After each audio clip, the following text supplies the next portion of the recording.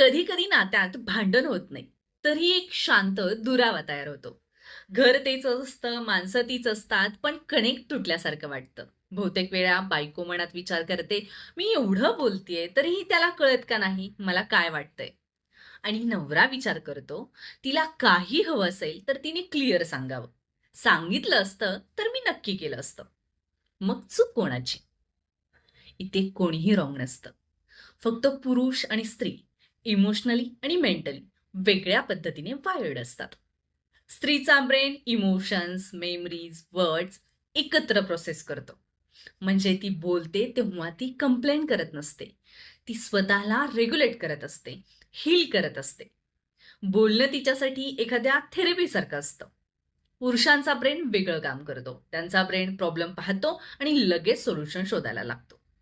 त्याला वाटतं, मी काहीतरी फिक्स केलं पाहिजे. कारण त्याच्यासाठी लव्ह म्हणजे ॲक्शन. इथेच मिसमॅच सुरू होतो. ती फिलिंग घेऊन येते, हा सोल्युशन घेऊन बसलेला असतो. ती म्हणते, "तू मला समजून घेत नाहीस." तो म्हणतो, "मी सगळं करायला तयार आहे, फक्त तू सांग." असे का होते?